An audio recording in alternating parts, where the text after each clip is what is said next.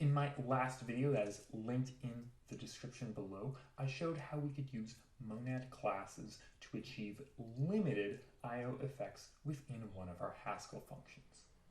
That is, we could have true I/O functionality for something small like printing the terminal without opening the door for any old I/O functionality like reading from the file system. In this way, monad classes are the basic building blocks of Haskell's effect structures. But there's another idea out there called free monads. Under this paradigm, we're going to use a data type to represent our effect instead of using a type class. And sometimes this can be an easier way to conceptualize the problem. In this video, we're going to go through the same nim game example that we used before, and we're going to use free monads instead of monad classes like we had before. Free monads are kind of like Haskell lenses in the sense that there are a lot of different libraries out there and different implementations of the same abstract idea. I'm going to be using the freer effects library in this video, and I've linked to that in the video description. If you happen to use a different library, the syntax might be a little bit different, but the core ideas will be all the same. The first thing to understand about using free monads, at least with this library, is that there's only a single monad, which we call the F monad. And to customize the behavior of this monad, it's parameterized by a type level list containing different effects. Now, we can treat any monad like an effect, so we can construct an instance of this F monad that contains the state monad over our game state, as well as the I/O monad. Now, in order to use monadic functionality within our F monad, we have to use the send function. I'll write a couple helpers for the state monad to demonstrate this. Whereas a typical monad class function won't specify the complete monad M, in this case, we won't specify the complete effect list. We'll just call it R. But then we'll place what is called a member constraint on this function.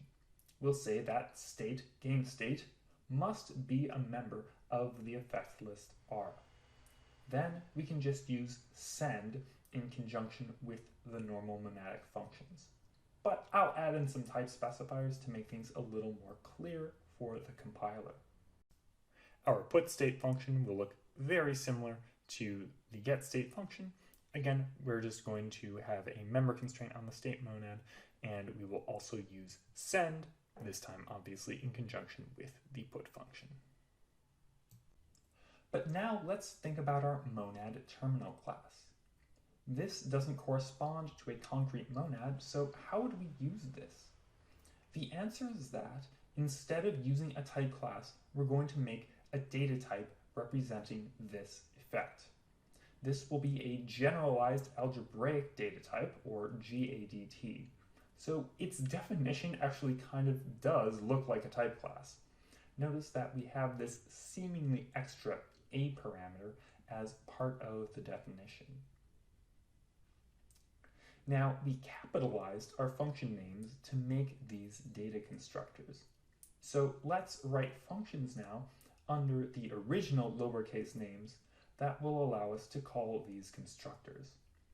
The functions will look a lot like our state functions in the type signature. We'll say that terminal must be a member of the type list R, and then we'll just use send, except we'll use it with the appropriate constructor for our effect type. At this point, you're probably wondering, when do we make these functions concrete? After all, we haven't used put string line yet or anything like that. The answer is that we write an interpretation of the effect type using a particular monad. This function will require that our terminal effect is on top of the effect stack, and it will peel that layer off, returning an action that no longer has the terminal effect on the stack.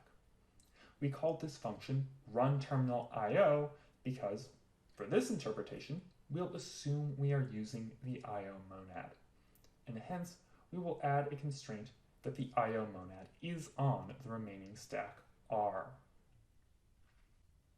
To fill in this function, we create a natural transformation between a terminal action and an I/O action. For the log message constructor, of course we'll use putStringLine. And for getInputLine, we'll use getLine. Then, to complete the function, we'll use runNat, a library function together with this natural transformation. Now, our complete effect stack will include this terminal effect, the state effect, and the I/O monad. This final stack is like our game monad. We need to write a concrete function to turn this into a normal I/O action. I won't go into too many details, but this function is a bit like our other interpretation function in that it also includes a transformation, this time of the state layer. We combine this with our existing run terminal I/O function to get the final interpretation. And now there are just a few more edits we need to make. Most importantly, we can change the type signatures of our different functions. They should be in the F monad, and for every monad class constraint, we'll now include a member constraint. We also have to change the direct get and put calls to use getState and putState instead. Finally, playGame should include the full stack in its type signature, the same way our old version used gameMonad for this function. And that's basically it. We can rebuild and play our game again now.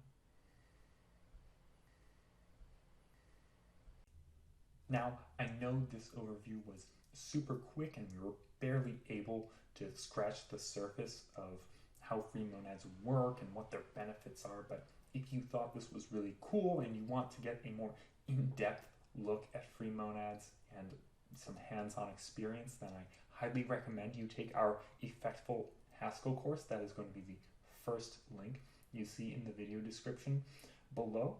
In this course, you'll learn all the ins and outs of how Haskell allows us to structure the effects in our code and our application, including how to do it with free monads. You'll see how these ideas work in the context of a decently sized project. So if you've made it this far in the video, so I think you'll probably enjoy this course, and even better, you can get a 20% discount on this and all of our other courses if you sign up for the Monday Morning Haskell newsletter. That is also linked in the description below. So, go ahead, follow that link and get learning.